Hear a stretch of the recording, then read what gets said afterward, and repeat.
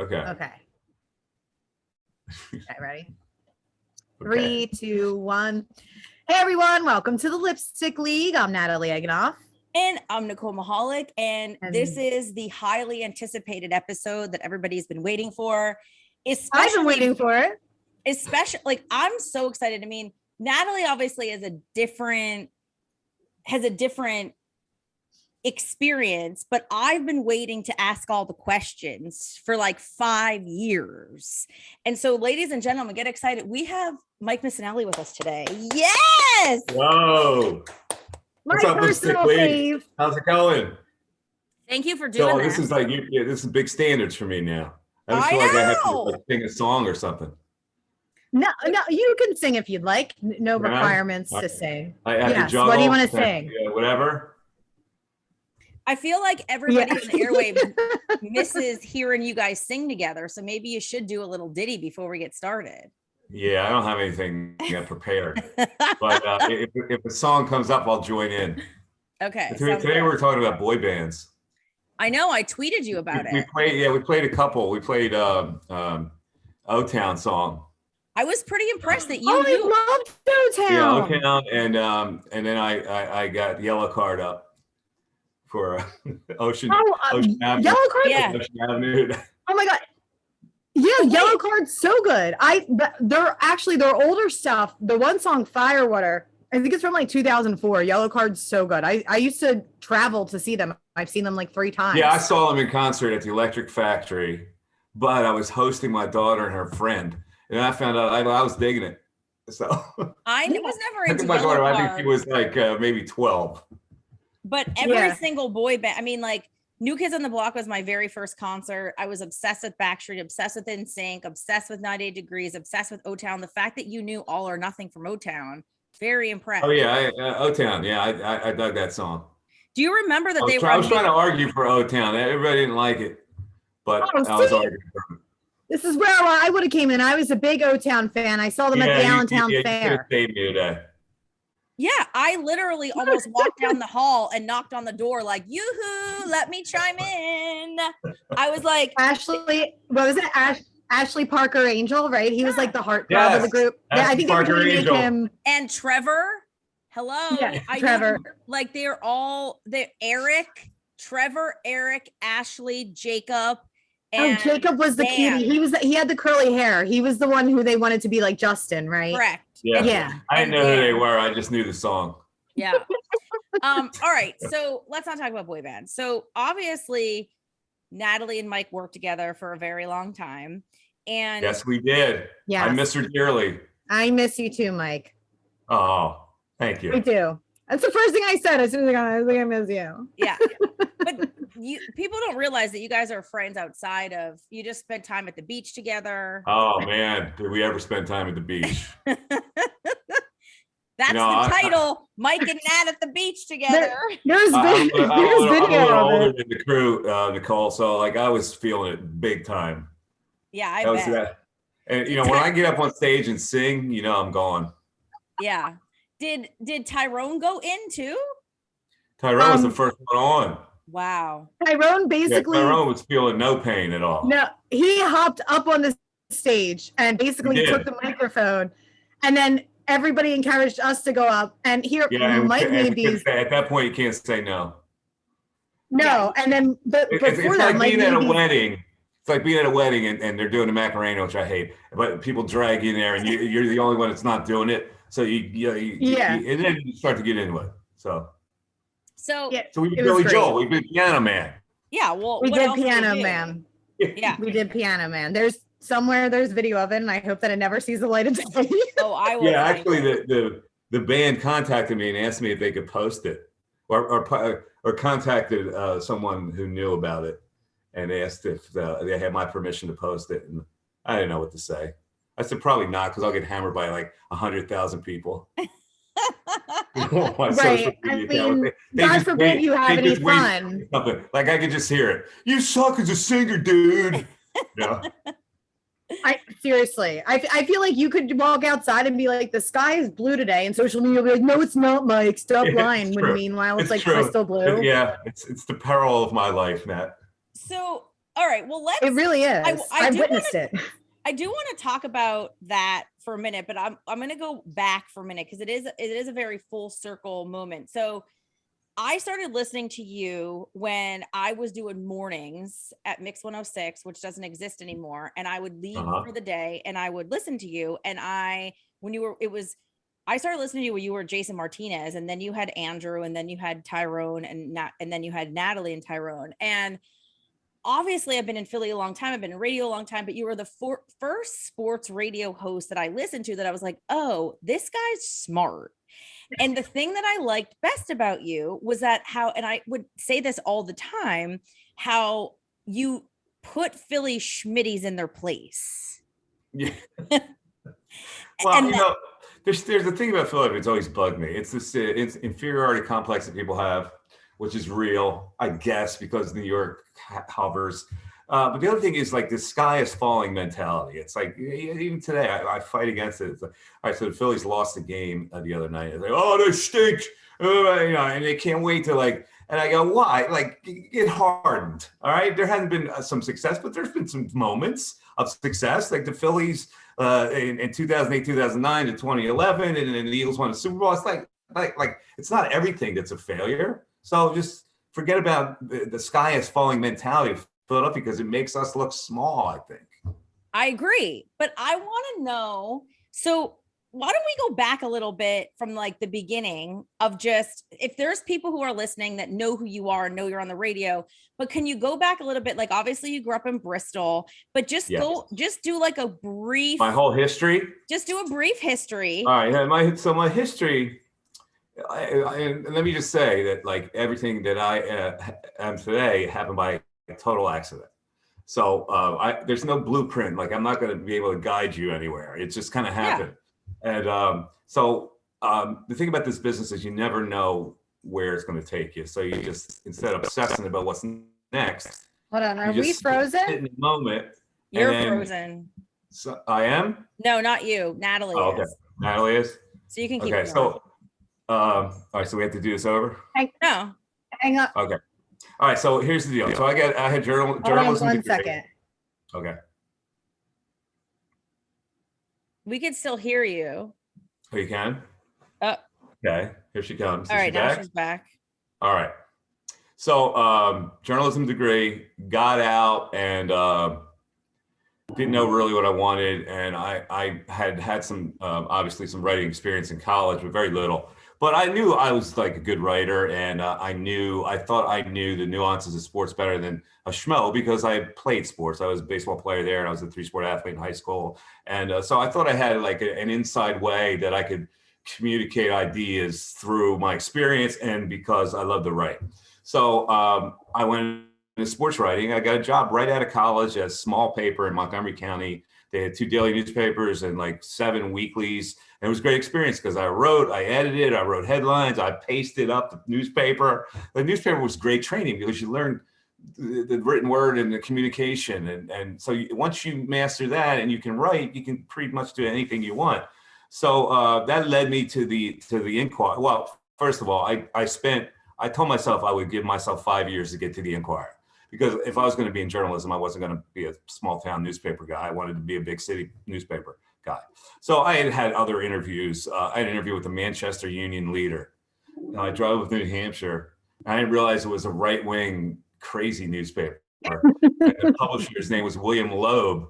And I pick up the newspaper, and in the left-hand column of the front page is an editorial in red ink, capital letters, with this like conservative mantra. Like this guy was out of his mind. In fact, like Edmund Muskie, it ruined his campaign because they accused him of doing something. And he stood in front of the Union Leader newspaper with a clenched fist and calling the publisher out. So I didn't know anything about this, but I turned down the job. All right, so I stayed here, and I decided to go to law school if it didn't happen in 5 years. So I accepted the law school, and just several weeks after that, the Inquirer offered me a full-time job. So I didn't want to abandon my law school plans, so I worked full-time for the Inquirer, and I went to law school at night. And 4 years later, by a miracle, I had passed the bar, and I was ready to leave the Inquirer, and they asked me to stay on for 1 year to cover college basketball. And the first assignment, this is a true story, First assignment was in Maui to cover the Maui Classic. So they wanted me to go to Hawaii for like 8 days and cover. Villanova was playing, and so I go, this is ridiculous. This doesn't seem like a job at all. That's amazing. Yeah. I'll put the law degree on a shelf. I'm talking to my buddies, and law schools are just pouring out graduates, and my friends are working 12-hour days, and they're not making a lot of money. And so I go, all right, I'll just do this for a year, and then I'll find my way elsewhere. And I thought the Inquirer actually was going to hire me as the libel lawyer, but they didn't want to mobilize their staff. So things went on like that. So I stayed in sports, and then it just kind of led into radio. When Sports Talk Radio started, they kind of poached the Inquirer Sports Department. We had the idea to create our own show amongst the staff, and we would do like an hour in the morning on the old WIP when Tom Brookshire had it. And then one by one, they hired Angelo Cataldi, and he was like a prominent reporter with us. And we looked at it like, wow, if he left newspapers, that must be like a lucrative route to get where we want to go. So one by one, they offered me the evening drive slot. I had been doing some weekend stuff with Stan Hochman, and they liked what they heard. And out of the blue, they offered me the weekend slot with Steve Fredericks. It was from 3 to 7, I think. And I go, all right. It was a 1-year contract. It was more than I was making at the Inquirer. I said, if it fails, I've got options. So I took it, and that's how it led to this. And meanwhile, in the meantime, I was a TV sports anchor at WB17, which nobody in town ever remembers. I remember. You do? I was a nightly news person. I was on a billboard with the news team. Yeah. So I was like, anchor man. Well, what's so funny, Mike, and I said this to Nicole, and I tell anybody that I talk to, and I've been doing a lot of these interviews lately now that I have my new role. So people always want to know about my career. And I said, well, I got into sports talk radio when I was 19. I said, so I kind of like grew up in sports talk radio from 19 to 32 years old. I was in Philadelphia sports talk radio one way or another. And what people don't realize about you and Angelo and anybody who actually lasts in this town is that you have to have a supreme level of intelligence to do it, right? And that's what I think people fail to realize is that you have this whole, not only are you a lawyer, law school educated, but to be able to have those conversations on a daily basis, articulate your arguments, and then basically fight your arguments all day long, fight your opinion all day long. It's such a specific skill set. And that's why it's amazing, because both you and Angelo were these great journalists in this town who then were able to take that to the next level to entertain people. And I feel like that always gets lost on people. That's the whole thing, man. It's like, because a lot of kids will go, I know sports, like be sports like radio host, but it's so much more than that. My law school training taught me to, I think, be a good arguer and see both sides of it. But other than that, it's just like these kids make it too hard. Like, you have to just talk. You talk about what happens to you every day. You because the people are living their lives the same way, and you touch on things that they're experiencing rather than, boy, Ben Simmons stinks, and let's talk about it for 2 hours. Like, you just have to be able to spin off and go, oh, you know what? Today I did X, and this guy cut me off, and people hear that and they go, yeah, that happened to me, and so it's all a matter of having a long conversation for like 4 hours with somebody, and I always equate it to like family picnics. Like when you're at a family picnic, it's a big family, you have like 3 different conversations going around. And your one uncle's going, they're full of shit. And the other guy goes, no, I think it, and you eavesdrop on the conversation, right? Because that's what draws you in. Well, sports talk radio is the same way. You want people to eavesdrop on the conversation. And to do that, you can't like go down one path. You just have to, So I think here was my question is that, well, I want to talk about technology and just from newspapers all the way to social media and how you've been at all. But before we get to that, I want to talk about how when did you decide, or did you mean to do it, where you try to educate your audience? Because that's when I became a fan of yours, is that it wasn't just about the sports. It was, and I'll tell you 2 instances that I remember. And it's, I just keep laughing because I'm like, the first time I met you, it was like, oh my God, I'm sorry, you're losing a P1, but like, we're on at the same time now.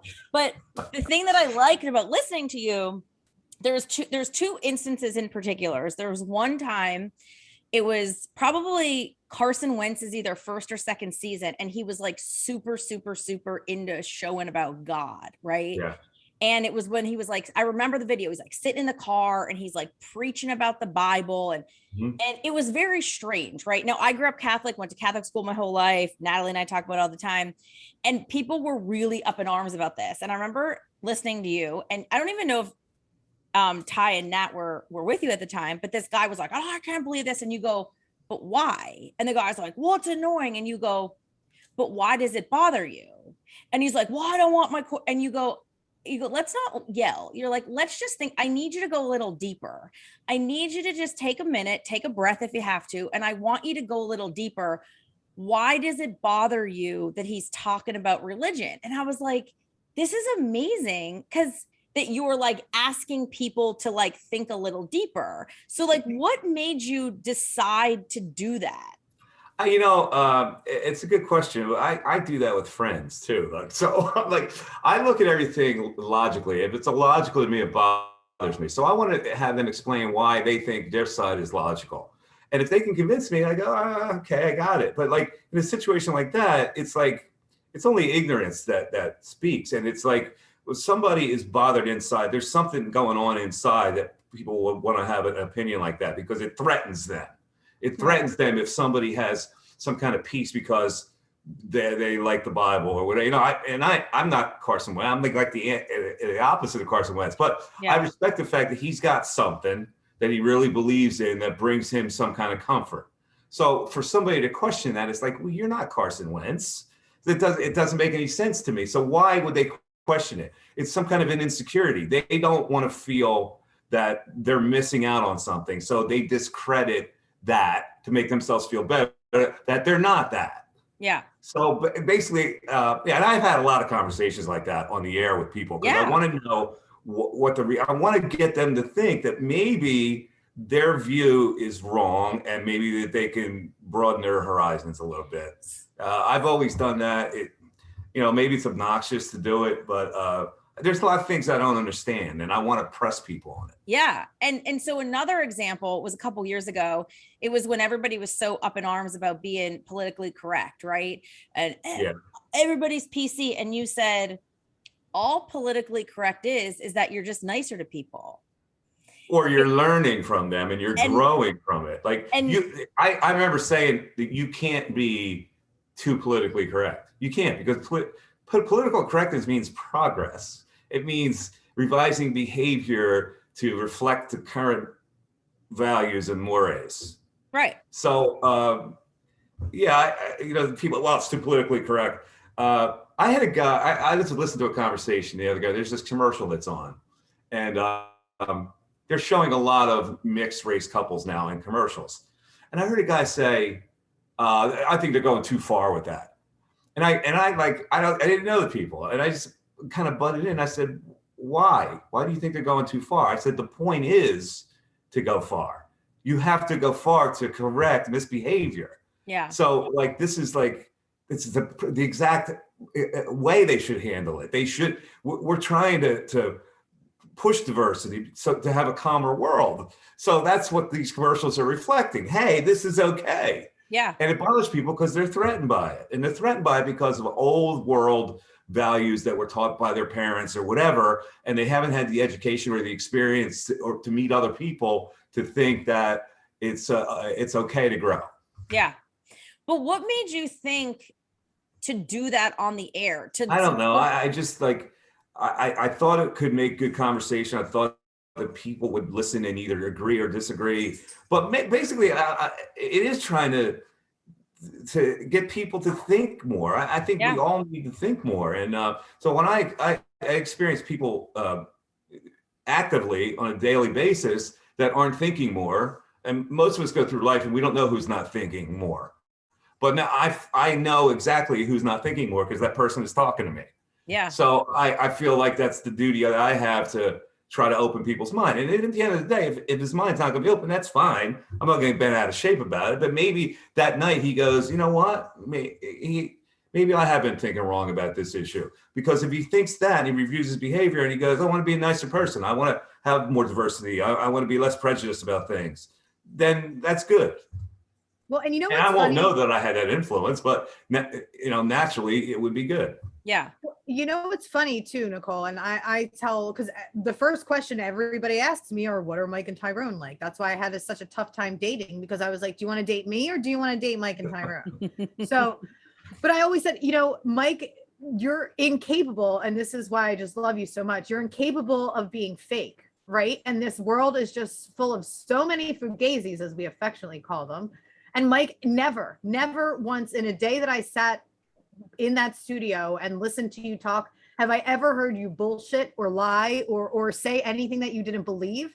And I think that the authenticity also is where it comes from, because there's nobody on this planet that I think could say something to you and you wouldn't come back with your authentic reaction. And I don't know why I'm like that, to be honest with you. I haven't figured that out. Me either.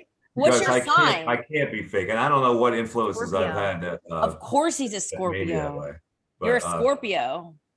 Yeah, well, yeah, that's part of it. I mean, part of it, I was influenced majorly by a college roommate who was like had the opposite of my background at Penn State. This guy was so wide open. His mind was so wide open. He went to the Peace Corps after college, and his whole idea was that he wanted to help other cultures. And so like he would write me letters about how he worked for USAID, which is the health planning arm of the State Department, and he's very liberal minded. And so he survived a coup in Liberia and a coup in Rwanda. He was married to a woman from Swaziland. This guy's like tall and blonde. His wife was really dark and short. And the Hutus had a gun to her head on a checkpoint. And I'm reading all this stuff, and I'm going, my biggest thing is they didn't pick up my trash yesterday, Yeah. And I'm going, there's so much more to life that people need to experience and know about. And this guy's dedicated himself to learn about other cultures. I mean, that's the guy I went to see in India when I went to India, which was enlightening. But he was in Liberia and Rwanda, where there's genocide going on. Yeah. And he just faces it. And I get letters. He was running some prenatal clinic, and he contracted malaria. This is when you could write letters. And he said he had to get on a scooter in the middle of the night because the hospital was like 40 miles, and he had to go through brush, and he crashed his motorcycle into a tree and broke his leg. Now he's got malaria and a broken leg, and he has to schlep back onto the motorcycle and get to the hospital. It's like fascinating stuff. So I've like stayed in contact with him years and years and years, and I think I've learned a lot from him. Where is he now? He's in Virginia, in the middle of the Blue Ridge Mountains, and he's retired. He just does local politics, and he's happy. He retired from the State Department, and he bought like 30 acres many years ago in the middle of the Blue Ridge Mountains for like I don't know, like $50,000 or something. Wow! And he built a house in the middle of it, and he kind of lives in seclusion, but it's a little country town. It's like completely different from my life. I mean, I do think that there's something how we're predisposed where I think there are some people who just naturally are just more open-minded people, right? Like the three of us are examples of that. We're like, I grew up in Summit Hill, Pennsylvania with 0 streetlights, It's 800 people. Everybody was white and Catholic, but I've always had this like thirst for culture and religion and people and people's stories. Like it's kind of just how my brain is. And so, but then I think it's also like who you surround yourself with and who you meet through life that either encourages you to keep that thirst for knowledge. Nicole, things make an impression on me. Like I grew up in an opposite town from you. I grew up in a very integrated town. So I was around a lot of Black people, a lot of Puerto Rican people, little enclaves. Bristol was kind of a melting pot. And so I grew up playing sports with everybody and knowing everybody. And so to me, there was no separation. I had a Black family doctor in like 1960. Right. I remember going, and my parents chose this guy, and I don't know why they did. I don't know whether I think they just chose him because there was a reputation he was a good doctor. So I don't have that experience. That's when I hear these stories about prejudicial things, I go, I didn't have that background. I didn't grow up in an all white pocket. Like I played on a high school basketball team. I was like one of 4 white dudes on it. And I would watch these guys, and they would, some of my teammates would take off their practice gear and just put it in a basket and leave it in the locker. And I'm going, they're not unclean. It's just that I take my stuff. My mom's going to wash it. They don't have a mom's going to wash it. They don't have probably a washing machine. So the little things stuck in my head. So when these things happen, I get it. I understand it. Yeah. Yeah. So, okay, let's talk about what it's been like with technology. Like, you started writing newspapers and now you're famous for being on Twitter. So, yeah. So talk. I'm notorious. Notorious. Maybe that's the word. Maybe infamous, notorious. Notorious. Yeah. There we go. There's a song. Mm-hmm. So what has that been like? Do you feel like social media has ruined journalism, has let people, is it good that more people have a voice? Like, what's your take on that? It is what it is. The Twitter to me has eliminated the need for good reporting, I think, because people have gotten so used to hearing or reading a tweet from their athlete. They don't care about the story underneath the story, and they just take it as stock. Journalism has really suffered when it comes to really putting people against the wall and finding out the truth and answers like that. For me, Twitter it's an outlet to get a lot of my frustrations out, and it gets me in trouble a lot because I'll call people idiots on Twitter because I can't understand their viewpoint. And for some reason, I don't call them idiots on the air, but in Twitter, it's like you have the freedom to just, that's so stupid what you just said. You're an idiot. And it's usually like the Trumpian faction comes at me like 100-fold, and that has stopped now. But now Afghanistan has relit that fuse of like Biden's an idiot now. See what you did? And so I'm trying to stay away from that now. I really am. I think I made my point when Trump was in office. I just kept pounding and pounding and pounding and pounding. This is why this is bad. And it got me in trouble with my company, obviously. But, like I say, I can't, like something, when I see something that's a wrong and I have a chance to comment on it, I jump at the chance. And that's either good for me or bad for me. But as far as the journalistic part of it, they don't need us anymore. They don't need journalists, athletes, or coaches. Well, I think it's also it's a failure of people actually understanding what journalism is anymore. And I feel like, Mike, when I was on your show, we would have this conversation over and over and over again. And I got on your show in November of 2016. So we went through the Trump years together.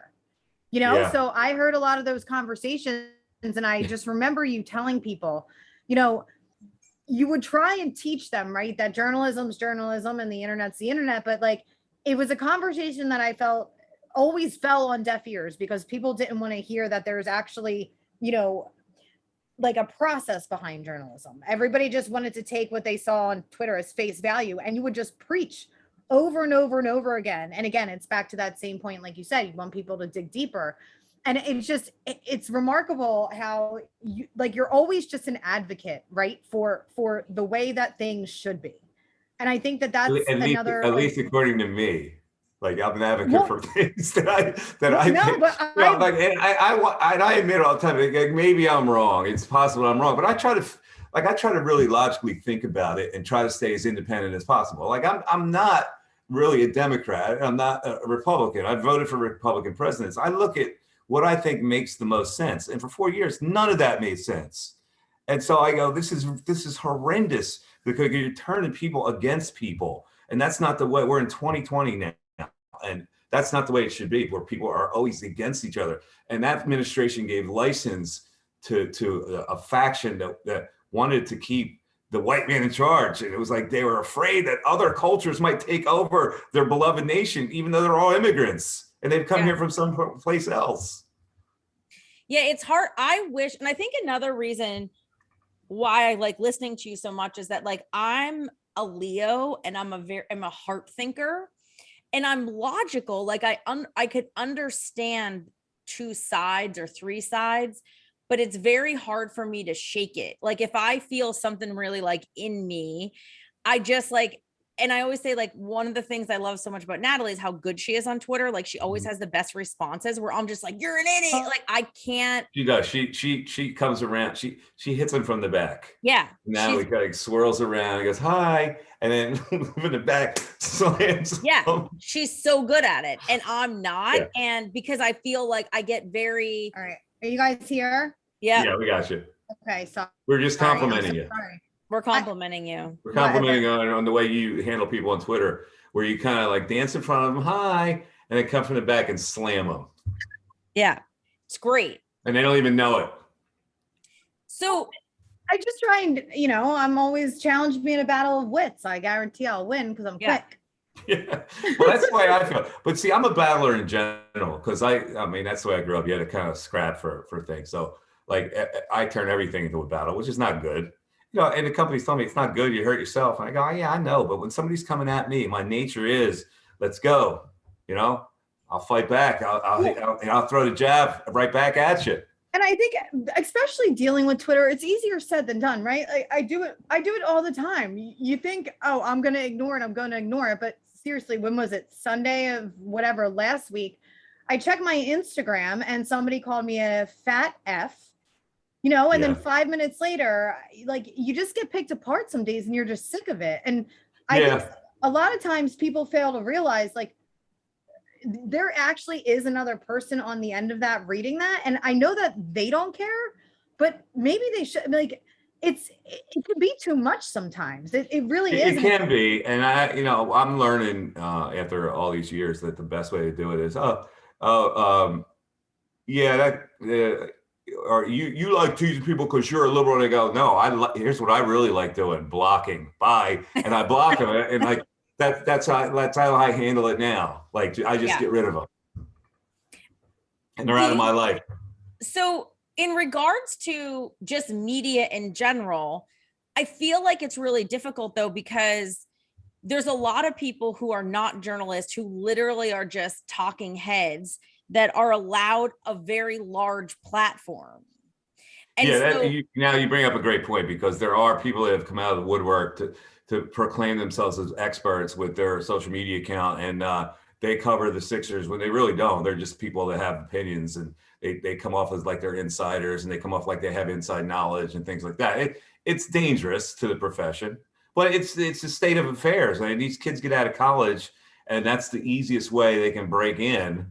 Right. Whereas I had to go through like newspaper channels, which is now archaic. So, but they don't understand that they have so much more to learn. But that's the nature of young people anyway. They think they know it all, and they think they could be in a major market doing sports like radio or being a journalist when they haven't learned how to do that yet. But that's just one of the, there's all these blogs, podcasts. You click your thumbs and somebody's got something new up and they report something and they go, and it's completely wrong. So then you have to take that and maybe disprove it by saying, this thing that's going around is not credible or whatever. That's just the state of affairs now, though. Don't you think it's interesting? Because my observation is that before social media, journalists, it was about the story, right? It wasn't about the players being your friend, the players following you on social media, the coaches know who you are. It was about, you didn't care if the players or coaches liked you because it was about, I'm getting the best story. And now it's about, they want to be like they want to be in the fold of the fame. They do because they're threatened the denial of access. That's the one thing that's the unfair bargain, because like a monster like the Philadelphia Eagles has this big PR staff, and there's so many people that cover the Eagles. I mean, I don't know half the people who they work for, but there's a big contingent of people that cover the Eagles. So if you're a small fry, you're not going to challenge somebody at a press conference on a coaching decision because the Eagles will go, all right, let's eliminate that guy. We won't give him a credential. And that's what the fear is. Right. There never used to be that fear. I always said that, I have to get the story. So if you're not going to like me because I'm going to ask a tough question, okay, but I'm going to be fair about it. Like, I'm not going to intentionally try to embarrass you. I'm going to ask a question that I think the people need to know the answer to. So I always used to explain that to the people that I dealt with. Some got it and some didn't. I said, I'm not here to be your friend. If I like you, I like you. You like me, that's fine, but it's not necessary. Right. What did you obviously have a daughter who's an adult now, but Yes. how does she feel about you being famous? I never really asked her that question. Really? Yeah, Ever? because I don't feel like I am famous, and I think that she's so smart that she gets it anyway and has gotten it for a really long period of time. I remember when she was a little girl, and I took her. I was playing in a celebrity basketball game, and it was at the Carousel Center, the Carousel House. And afterwards, people were lining up to get my autograph. And like that blows me away even today. But she was with me, and she's looking up like she was bewildered by it. And so I had explained to her that I do something that's public, and people see it, and they think you're bigger than you are. It's basically how I explained it.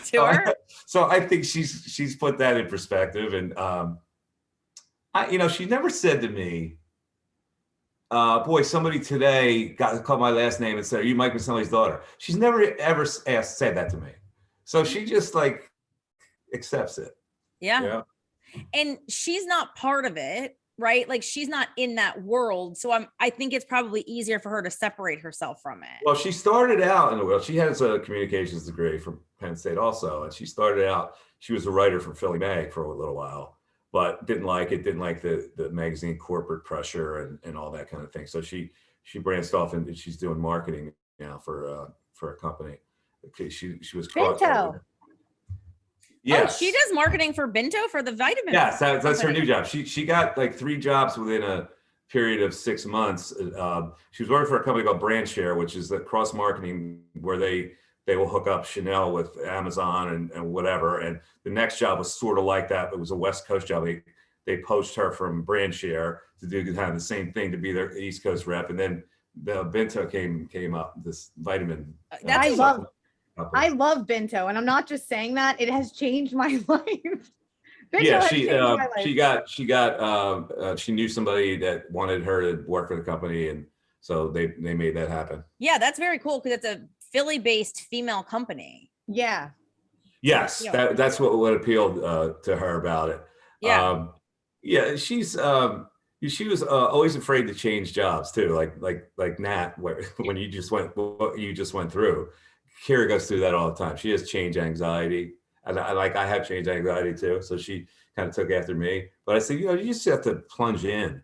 If somebody's offering you more money, they think that you're worth it. So that's an opportunity you take advantage of. So she's been able to do that. As I was sitting there sobbing. Yeah, and then we said, when you told us the money you were going to make as opposed to what you were making, then we go, a check, please. All right, that's enough. It's hard though sometimes because, and I think that Natalie and I are very similar in this sense, is that like when you really love something, it's hard to take the risk to do something else because you love it, right? And it's like she had such a good relationship with you and Tyrone. And so it's hard. And then it's like, okay, you gotta bank on yourself to take the risk. It's something. Well, I went through exactly that when I left the Inquirer. I mean, the Inquirer was like a lifetime job. We all thought that, writing was the greatest thing ever. And so to leave that for Sports Talk Radio, it took me a long time to get to that point where I'd said yes to that job.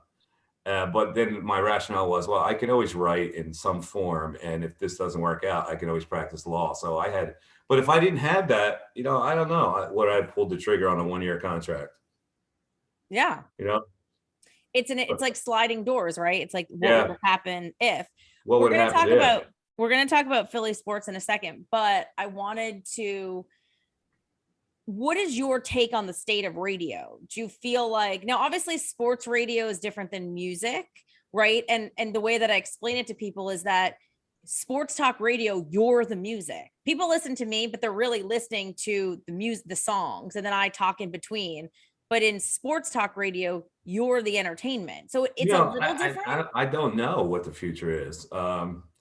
There's so many different avenues now that you can get this kind of programming. It used to be the be all end all radio, terrestrial radio, but I don't know. I still think in cities like Philadelphia, maybe not other cities, but it's so regional sports talk radio, and we're so ingrained in people's mind that this city probably will never suffer from all the other competition.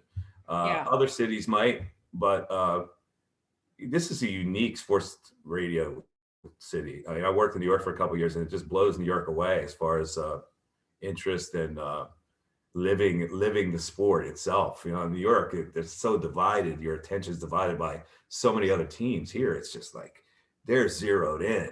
And this football beast that happens, and then the different layers that fall in behind that. So I think that I think radio will go on, but I don't know if the type of radio that I do will go on, because younger kids don't understand the entertainment value of it. They think the sports is the be all end all, and it's really not. And I wish I could, like all the 25-year-olds that work at our place, I wish I could just let them know, you guys, you have to live life to have a personality to translate that on the air. That's the way your show will survive. Yes. You can't do it at age 25. Well, what's in my observation of the business, what's hilarious to me is everybody, right? Everybody's trying to be Mike. Everybody's trying to be Mike, but what they fail to realize is that Mike is authentically himself.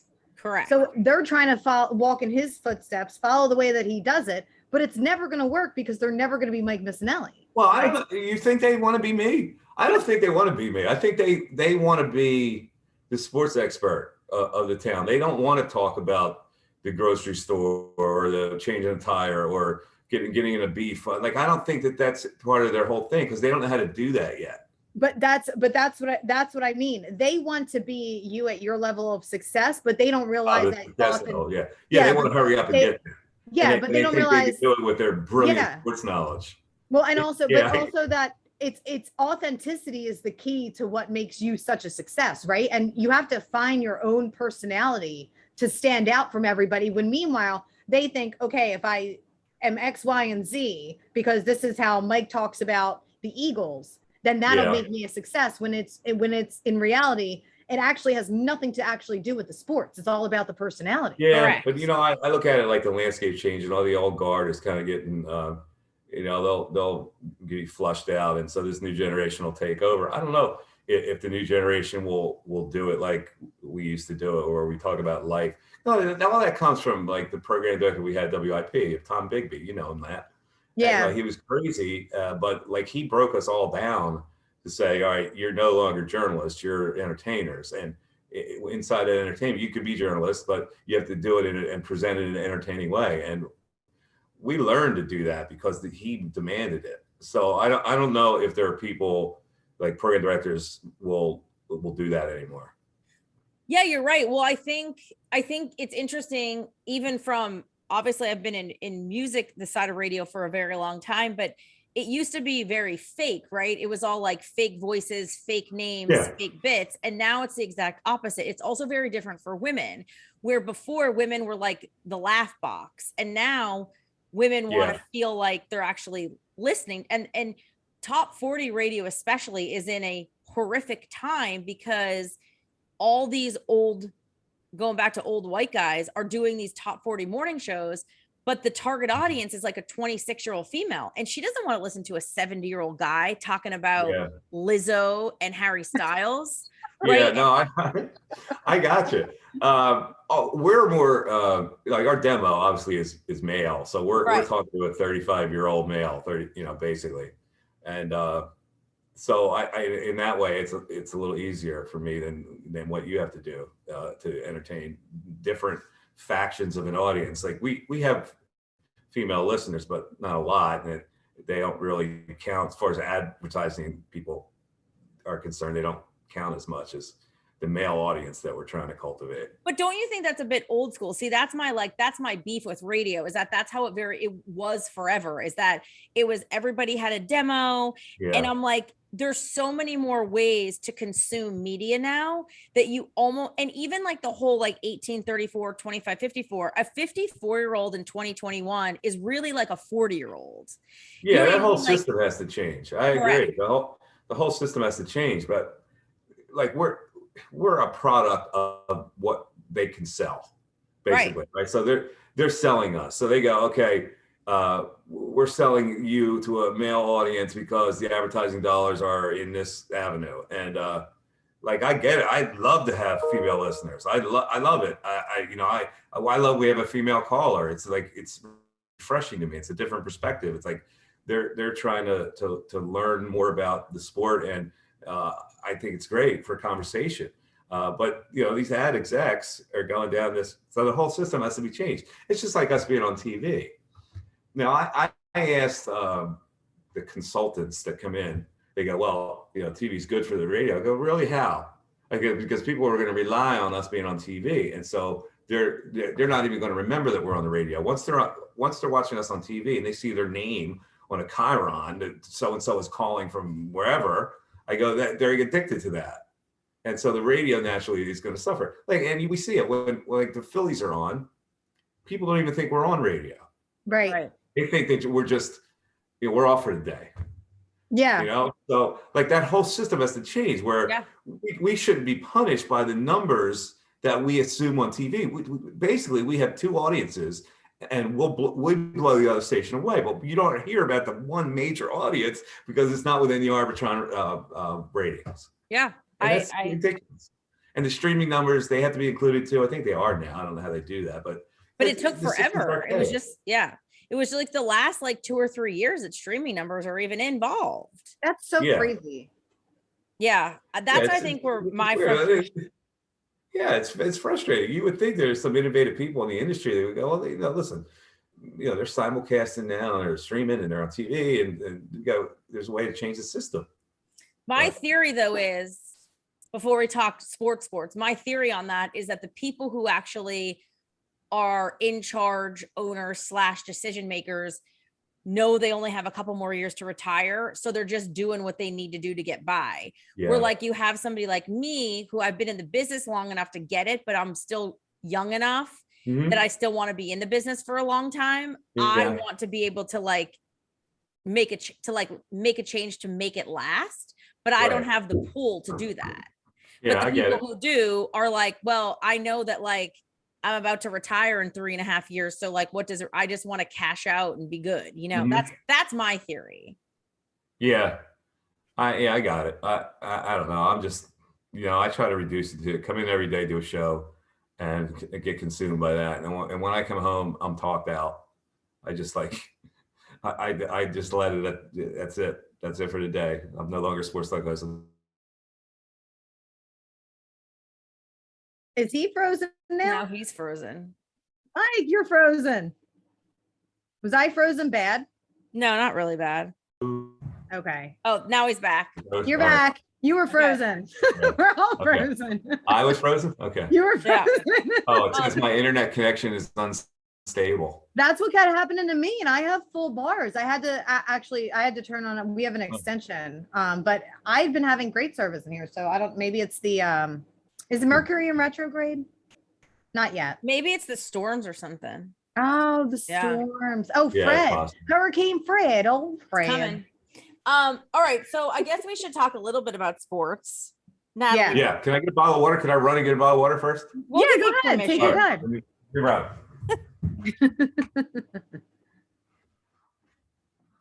What kind of light do you have? Your light looks so good.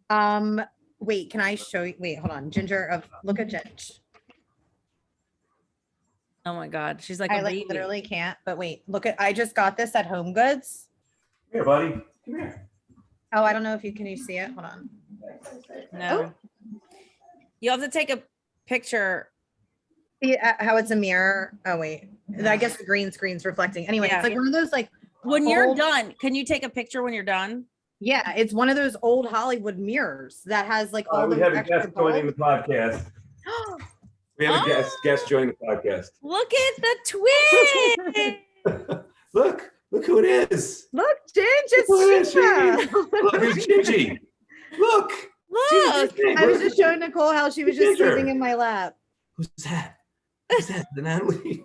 Hi, Shima, I miss you. Shima, say hi to Ginge. Oh my God, how cute. All right, see it. The girls are back together. Did they ever meet? No, Ginger can't meet. No. Why? She's too old and cranky. Oh, really? Yeah. Oh God, no. She's so antisocial at this age. I can't take her anywhere. Really? Yeah, it's actually horrible. So our neighbor is a vet tech. And I'm gonna have her come over and hopefully clip her nails, because even taking her to the vet or taking, she's had to go to the vet. She had a lump and that whole scare. Yeah.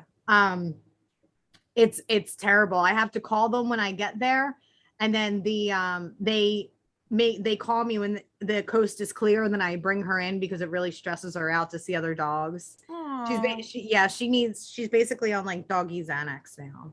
Poor thing. For her anxiety. I know, just like her mother. Aw. And beautiful but medicated. It's just all right. So here's the thing is that I kind of already know your answer to this, but and Natalie and I agree on a lot of stuff, but we disagree on this. I think that Philadelphia is ruining athletes. I think that what's happening is because of social media and the fact that these athletes are famous before they even become professionals, they're not used to the pressure that Philadelphia brings. And that if they're a certain athlete like a Joel Embiid, who didn't start playing basketball till he was 14, came from Africa, had to kind of claw and scratch for it, those type of players kind of survive and thrive in this type of environment. But a player, say like a Carson Wentz or a Ben Simmons, who were anointed elite from the time that they were in high school, never really had to go through any hardships, can't handle a city like this because the pressure is too much. And we ruin that. Markelle Fultz as well. Yeah, I don't agree with that at all. Because I mean, I knew you didn't, but I want to talk about it. It's actually it's their choice to do whatever they want in life, right? If they want to be a professional athlete, there are some perils to that, but there are so many more perks that the perils of it are really, it's simple. The people that follow sports are the customer, just like anything else. And so if you're performing for the customer, you have to deliver a good performance, or you don't have a job, or you get fired, or people don't come and see you anymore. So that's really, it's the simple formula. I think they make it too hard. Like a guy like Ben Simmons has made it way harder on himself by refusing to grow his game. And when we see that, we go, why would you do that? We're a customer. We know what you're capable of. Why would you deprive us of your talents? You're getting paid to produce those talents, but you're not giving the talent. So I don't know how that's being hard on somebody. Mike, do you think he's going to be able to come back? No, I don't think there's any way he can come back. And I don't think there's any way he should come back. What if he does? I don't know what's going to happen to him. He is, we were talking about this today. He's the most privileged athlete I've ever seen in the history of sports. Right. He represented a country as a prince, basically. Mm-hmm. He was like Eddie Murphy in Coming to America. Really, but Eddie Murphy had self-awareness in that movie. Right. Ben has no self-awareness. Like he just put people through a catastrophic result, or was part of a catastrophic result. His response to that was to say, yeah, I have a lot to work on.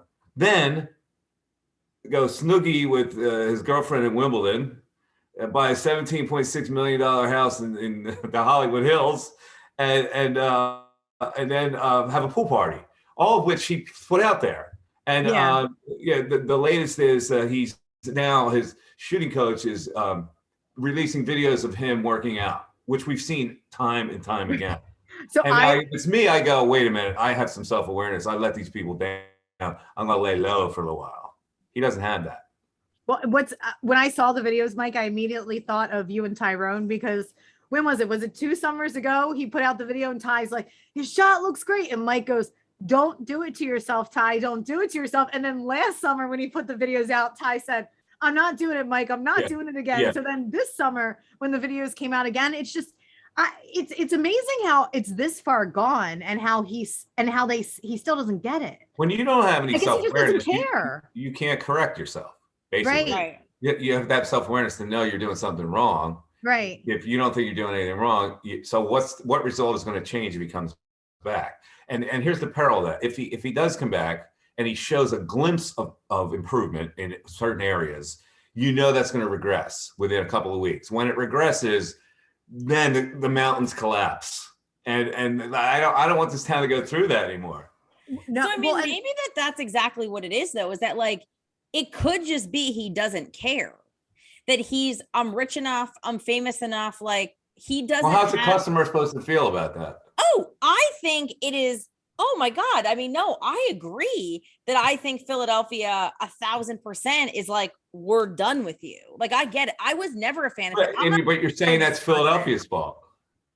You're saying that's Philadelphia's fault. Well, I think that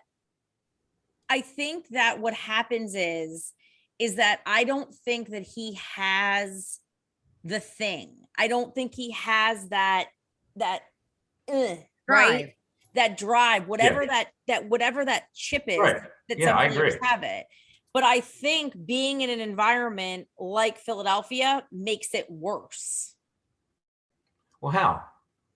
Because I think that what happens is that he just starts instead of using, like Joel Embiid used that as a way to get better. Ben Simmons use it, and I think you're right that it comes to self-awareness, right? That it has to do. What else are we supposed to do? Are we supposed to be satisfied?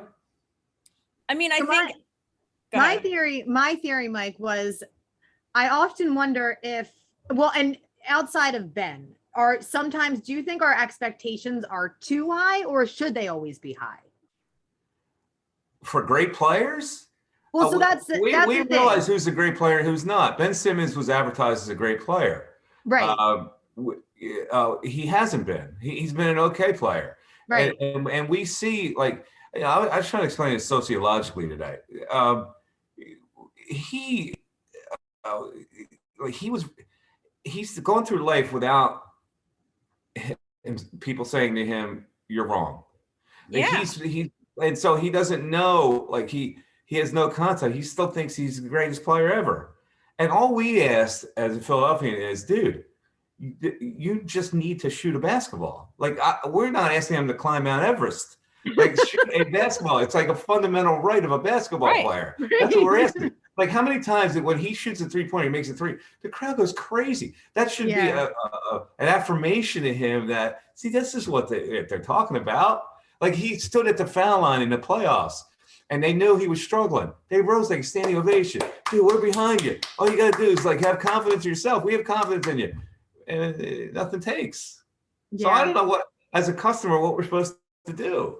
No, I agree. I mean, I never got a good vibe from him. I'm a vibes person, and that's why I defended him here on the Lipstick League. I was defending Ben up until, the playoffs. I said get rid of him because I just don't think he has that it factor. And I think a town like Philadelphia, it doesn't work for him, right? I don't think it works in any town, though. I think any town would be frustrated with a guy who has that much of a floor. He won't actually shoot a basketball. Now, have we been unfair to some athletes? I think we were unfair to Ryan Howard. Yeah. But here's the thing about Ryan. Part of his downfall, and we did this with Schmidt too. If you're a home run hitter, people expect that you're going to hit a home run every time out, which is not possible. But the one thing he used to do was he never, ever, ever adjusted to a slider that broke on the outside part of the plate ever. Either he would take it or he would swing after a strikeout. And when he took it and it was called a strike, he would never believe it was a strike. Like, he would always move his head and argue with the umpire. And we looked at it as a customer, go, dude, the slider is your weakness. All right, work on it. Exactly. Yeah, and that's what part of the booze were about. So there's always a message in it that we want. We see something in a player that's not happening, and we recognize that maybe they don't. And if you want to call it unfair, sometimes maybe it is, but most of the time it's really not. I don't think. You know what I said today? I was talking to somebody. I said it's when in Philadelphia you recognize that there is a flaw and they're not even trying. That's when there's no patience left. It's because with somebody like Ben, the patience was there. I mean, there were people long ago who said this isn't going to work, but I feel like for the most part, sports talk radio, a lot of people in the media and a lot of the fan base were patient with him because defensively his numbers were always fine. He had all those. I agree. He was I just think teetering, they gave him the benefit of the doubt. Eventually Yeah. it's going to come. Eventually it's going to come. He just needs a little more time. It's going to come. Yeah. When it comes, it's going to be, hell. But it didn't come, and it got worse. It regressed, and like that playoff series is it's absurd. So I think that he cooked his own goose here. I really do. I agree that he should be gone. It will just be interesting to me if he ends up in a situation that are not as passionate about their sports. Like when we had Chris Long on, Chris Long flat out said, like, I think Carson is going to do better in a town like Indianapolis. Well, maybe that's true for Carson because he's from North Dakota. But Ben Simmons is playing basketball, and basketball is pretty much an urban sport. So all his experience has to be urban and not like Carson Wentz, who grew up in wheat fields or whatever he did. So like a guy like that exposed to Philadelphia, yeah. A guy like Ben, I don't think that would apply. No, I don't think. I think it's not. I think it's the intensity of the fans, not necessarily like meaning Ben should go to Sacramento where people don't give a rat's ass about. Do you know what I mean? Like go there. No one cares about Sacramento. Will that challenge him? So in other words, he could be the same guy. That's what I mean. So like he can't be in Philadelphia. But he's not going to be more successful. No, he definitely won't be. At the end of the day, he has to correct his flaw, whether he's in Sacramento, whether he's here. Right. If he wants to reach his true potential. But I do think, though, that there are some people who are never going to, they just can't handle the pressure. It's like, look at Nick Foles. The only time Nick I saw your face, Mike. The only time Nick Foles is good is when he's under pressure. In normal circumstances, he sucks. But under pressure, he's good. Well, some people can't handle the pressure. Like one circumstance under pressure, he was good. Yeah, exactly. not always. I mean, no, that's not true because if you look at in high pressure situations, this is gold. He needed. Well, there was a high pressure situation in Chicago where they wanted to give him the starting job and he had to win it, and he didn't win it. Yeah, but that wasn't a game. Wasn't on the line. Oh, here it is. Nick Foles was a fluke. I don't disagree. God came down and said, Nick, I'm going to give you 6 games. And he gave him 6 games. Then God said, that's it. That's the end. Speaking of this, she's not buying it. She's a Nick Folesian. No, I'm not. No. She's not a Folesian. I'm not at all. I just think that there are people. He was a Wentzman. I was a Wentzman, but I just think that there are some people who I do so much better under pressure. I like pressure situations. Uh-huh. I do think that there are people who thrive under pressure, and there are people who crack under pressure. People who crack under pressure can't handle a professional athlete who has risen to his position shouldn't crack. He has a track record of success and growth to get to where he is. He was the number 1 pick in the draft. Yeah, but why would Philadelphia crack him at that point? But what did he really win? His talents, he showed people enough of his talent to be the number 1 pick in the draft. But there's talent and then there's winning. There's talent and winning. Those are 2 different things. There's a lot of people who are talented and haven't won anything. You're going to win more with talent than not. I don't know why he turned out the way he did, but my point is that it's like an A student. Like if you're an A student in college, something led up to you being an A student where you grew and you achieved and you achieved and you achieved. Ben Simmons did that. He achieved to be the first pick in the draft. So why would the pressure then bother him? He was his whole country. The pressure of representing an entire country, being the best player in the country. That's pressure. I just think that sometimes it's genetics, and it's just there's some people that are just naturally smart that don't have to work as hard as other people who study every night. I get that. And I think that he has. Like, I don't know if I buy the fact that we're tougher on athletes. I think that if you like, would you rather have a tough coach or a mild coach? What would bring out the best in you? See, I don't like. I can tell you that the coaches I've had, I hated at the time, and then I saw later how they made me achieve. So Philadelphia basically is the tough coach for Ben Simmons. He didn't take advantage of it. Interesting. That's an interesting way to look at it. Speaking of coaches, Mike, what are your thoughts on the Eagles this year? What do you think Kirk is going to do? I don't know. What is your gut say? Listen, I look at them and I go, they're not going to be a great team, but maybe they're better than I think. I think they're a 6-7 win team, and that's the start of something. Hurts, I have no idea until I see him play in a significant portion of an NFL season. I have no idea what he is. He's been down this training camp. He's had some good practices, some not. I don't know. He's got some weapons now this year. He's got some speed weapons, so they might be okay. But I worry about their age. Their offensive line, when it's put together, they seem to be all good, but they're older now, and older guys who've been hurt continue to get hurt. There's Fletcher Cox is in that realm. Brandon Graham is in that realm. On the other side, Lane Johnson and Brandon Brooks. Those guys are like older guys who've been hurt now. So if they stay healthy, I guess they can win 7-8 games. I don't understand where people are coming from saying, I mean, I get it. It's easy to like convince yourself, especially in Philadelphia, that anything can happen and this year will be your year. But realistically, absolutely nobody knows what's going to happen with this team. It's impossible to predict because nobody's ever seen this team before, ever. Yeah. Nobody knows jack shit about Nick Sirianni. Yeah. And like, at first I thought he was Harry High School, but I'm looking at it and maybe he is a good coach. We'll have to see. He seems to be able to be a teacher because the first preseason game, they didn't make any mistakes, which I thought was a really good sign. Mm-hmm. So maybe I'm wrong about him. When they hired him, I thought it was a joke. I know. Yeah. I want to be proven wrong. I say it all the time. I want the people in positions of power to be smarter than me. I want them to be smarter than me. Yeah. And so I want them to prove me wrong. It's just, I think we were all so traumatized by last season and traumatized by the Sixers. Every one of us are like this. We are in trauma right now. We're in trauma. We're definitely in trauma. However, I think the Phillies are going to hold on and win the division. You'd think? And I don't even like them.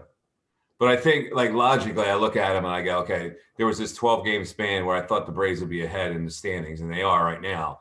And then the schedule, it just gets so ridiculous. Baseball has turned in these bad teams, made themselves so bad because they gave away any good player they had. They traded them away. They're rebuilding. They're playing 3 in Arizona. If they don't win these 3 games, the Arizona Diamondbacks didn't even name their pitcher for the first 2 games. They just named them today, who was going to start tonight. Like, they have no idea right now. So I would expect that the Phillies should win 3, but if they don't win 2, then maybe my tune changes. Let me tell you a little story. So I was at the Luke Bryan show, and I'm hanging out in VIP. I see this guy and I'm like, oh, he looks familiar. And then I like quick Googled and I was like, oh yeah, that's Zach Eflin. And I don't like to go up to people, and Natalie's texting me, go say hello, tell them. And I go, I don't want to, like, because then in the meantime, then Reese comes over, JT Real Muto's there. They're all there, right? Except all Bryce. country boys. Aaron Nola, right? They're all hanging out in VIP. No masks. And it didn't even dawn on me, right? So then we go into the show, and Aaron Nola is like 10 rows behind me. I had better seats, so take that. And so he's among all the people, no mask. And I tweeted that they were there, and then all these people are like, does he have a mask on? He's not vaccinated. And I was like, he's not vaxxed. And I'm like, so not only could he potentially infect some innocent person at the show, but he could himself get infected and then screw the Phillies. But Yeah. then even worse, JT, who I like, was like, oh, I love him. A little kid came over and asked for an autograph and he said no. And I'm like, no one even knows who the fuck you are, dude. There is All of a literally, sudden you're finding out the side of professional athletes that maybe you did not know that I'm I've like, known for years. no, I had a run-in with Allen Iverson one time where I yelled at Allen Iverson in hula hands. Remember Allen Iverson used to hang out in hula hands? Yeah. I yelled at him one time because a little boy went up to him and asked for his autograph wearing an Iverson jersey and he said no. And I was like, what is wrong with you? I like freaked out. So I'm not surprised, but I was like, Allen Iverson was Allen Iverson at the time. I mean, this was like in like 2000. He was, you know, the biggest star in the NBA at the time. So like, you're a dick, but whatever. But JT, like, no one even recognized any of the Phillies. It's like no one even cares about baseball anymore. Yeah, that's out of line for him not to give an autograph to a kid. But the way those guys think, they start to flood, then they're gonna miss the concert because everybody's gonna come up to them. Okay, So, well, Luke Bryan would have been okay to wait a minute for. I literally almost went over to him and be like, "Are you fucking kidding me? You signed an extension and you sucked, and now you won't sign an autograph? Oh, I was, and you're all not vaxxed and wearing masks. You all suck." That's funny. Yeah, well, I mean, hopefully no COVID. They'll keep it going. Mike, I was saying that it seems like I feel like they're like the 2006, 2007 energy. They're not 2008, 2009 yet, but don't you think they're starting to like find their identity as a team a little bit? No. No? I don't see that because I was saying it today, like they've been able to overcome the fact that they have to play guys like Jankowski and Luke Williams and Torreyes and guys like that, and you know, these guys that they've thrown in the bullpen. I don't see like that other team was a team that you knew was on the come. They were young players that were growing together. I don't see this team as that. So you know, that's why I said they should be sellers. Now, as it turns out, I've gone from sellers to they're going to win a division, but the next year is like the fact that they weren't sellers isn't going to suit them well for next year. They're not a growing team. And one more thing. What do you think about Kapler and what's going on with him? Well, look at that. What do you think of it? That's your buddy. You make it to the World Series. That's your pal going to the World Series, Nat. Yeah. I mean, you get us tickets? Your neighbor. Do you think that was the front office or was that him with his failure with the here's where Nicole's right. We bailed on him because he was different. Yeah. And I didn't think he was that bad of a manager. Like, but you know, their record was going to turn out to probably be the same as it is under Joe Girardi. But I think that his newness with that team, they're not a team with a lot of stars. So I assume he's had a lot to do with it, making them feel like they're better players than they are. So God bless him. I don't know. I didn't think much of him. But that team's not a great team. And he's got them better than the Dodgers and the Padres. That's pretty significant. Yeah. I think that you said it right just now, where like the problem I think with Philly in a lot of ways, and we've talked about this before, is that like they're really stuck in that old school mentality. So they felt more comfortable with Joe Girardi because he was older and he was like, but it goes back to how we started this whole conversation in the beginning. It's about progress.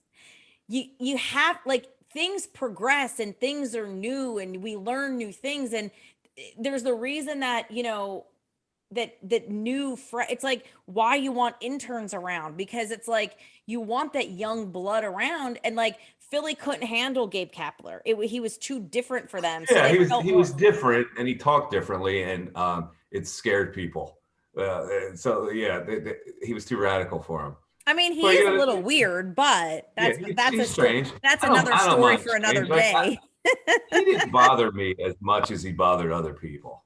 Yeah, so, I liked him too. Yeah, I didn't say I liked him. He just bothered me less. Nice guy. Yeah. But if I look at the Phillies, I go, it's almost impossible to be in the state they're in, where they don't have anybody in their minor league system that can help them.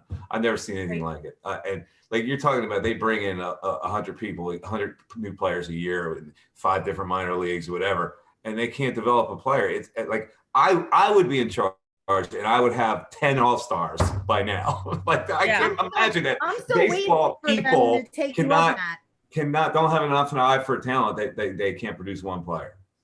It's I've never seen anything like it. It's unbelievable. Well, Yes. I don't know if we should take any more of your time, Mike. Nicole, do you have any more questions? Nicole she wants to ask me a personal question. Ask me one personal question, Nicole. You said, well, we're going to get into personal stuff. Oh, well, I asked you about your daughter.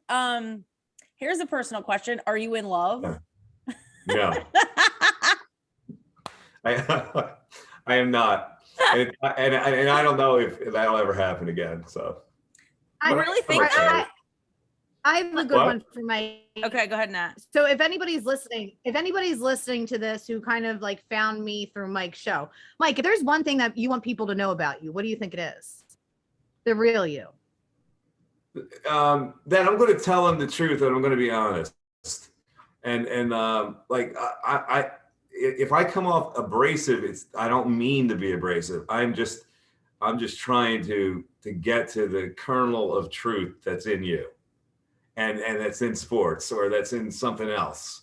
That's all I'm trying to get to. And so I'm basically harmless guy who people think is harmful. So in that way, I think I'm misunderstood. I could totally agree with that. I agree with that too. And I don't even know you as well as Natalie knows you, but I always, even before I knew you personally, I always felt like that was my interpretation of you listening on the radio, with that this is going to sound, and I'm not doing this to inflate your ego by any means, but you always put on a cerebral show, and it was very obvious to me that you're very intelligent. And so I love intelligence and I love creative people. So, and I'm always very attracted to that. So I surround myself with people who think a couple steps ahead.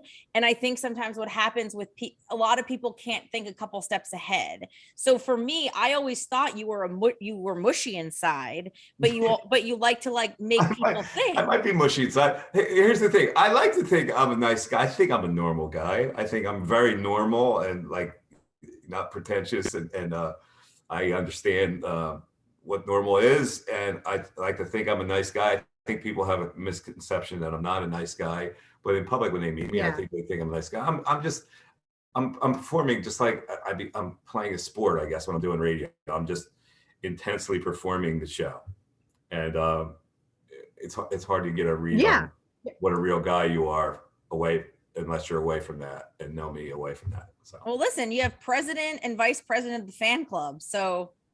Well, thank you guys. This is fun. I'm going to put on my lipstick. No, thanks, Mike. All right, guys. Yes. Thank you for doing this. We appreciate it. I'm glad you were finally able to join us. Check my out pleasure. It's fun. The next one I'll make pasta live on your podcast. Oh my God. Yeah. We'll do that. I promise we'll do that. All right. I was going to do that tonight, but I figured let's get through the intensity first before we do that. Good. Yes. Perfect. So everyone, thank you. Mike Missanelli at Mike Miss 25. Mike Miss 25 and MikeMiss.com. I have a website now, MikeMiss.com. Yes. And I do cameo. I do cameos. And he does it's a lot of fun. now. Cameos are a lot of fun. I've been introducing people's fantasy football leagues now. Oh, fun. That's a great idea. People have reached out. It's fun. I'll do a shout out to you. I'll do like congratulations. I'll do your fantasy thing. It's a lot of fun for me because I ad lib. Good. Yes. Well, and also the Mike Missanelli Show, 2 to 6 on 97.5 The Fanatic and NBC Sports. Yeah, side job is that. The side job. This outside of Cameo, that's where you can find them. Exactly. Yeah. All right. Thanks, Mike. All right, guys. Thanks, Mike. See ya. All right, bye-bye. See ya.